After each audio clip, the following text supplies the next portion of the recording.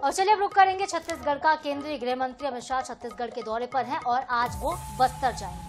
तो आज जगदलपुर में आयोजित बस्तर पंडुम की समापन समारोह में शामिल होंगे। कार्यक्रम की अध्यक्षता मुख्यमंत्री विष्णुदेव साय करने वाले हैं। आपको ये भी बता दें कि प्रकृति परंपरा और संस्कृति पर आधारित यह आयोजन बस्तर की समृद्ध आदिवासी संस्कृति को वैश्विक मंच पर प्रस्तुत करता है। तो बस्तर की जनजाति कला और संस्कृति के संरक्षण को समर्पित 3 दिवसीय बस्तर पंडुम का भव्य समापन समारोह आज जगदलपुर के लालबाग मैदान में आयोजित होगा। बता दें कि अमित शाह का ये दौरा ऐसे वक्त पर हो रहा है जब बस्तर संभाग में नक्सल विरोधी अभियानों को लेकर कार्रवाई लगातार जारी है। इसके अलावा सरकार ने बस्तर की नक्सल मुक्त करने को लेकर भी डेडलाइन जो है 31 मार्च 2026 तय की है और अब ये कार्यक्रम और भी ज्यादा महत्वपूर्ण इस बार हो रहा है।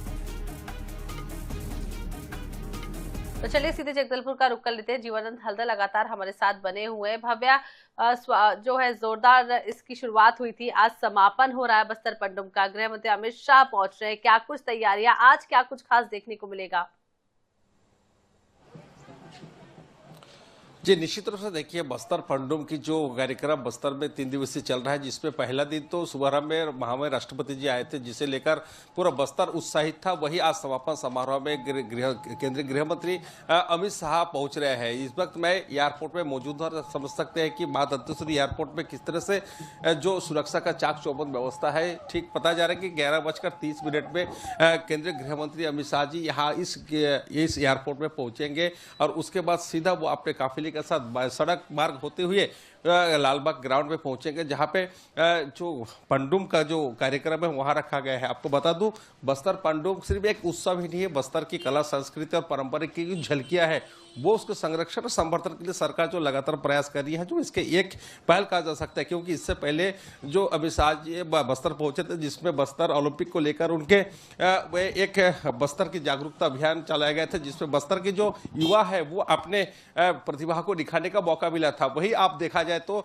बस्तर पंडुम बस्तर के जो उत्सव है, बस्तर के जो पारंपरिक कल्चर है वो वैश्विक पटल पर यानी दुनिया के नजर सामने ये रखा गया है। तो ये आदिवासी जनजाति के लिए गौरव का दिन है, गौरव का विषय कहा जा सकता है, क्योंकि इस प्रकार के कार्यक्रम पहले कभी नहीं हुआ है।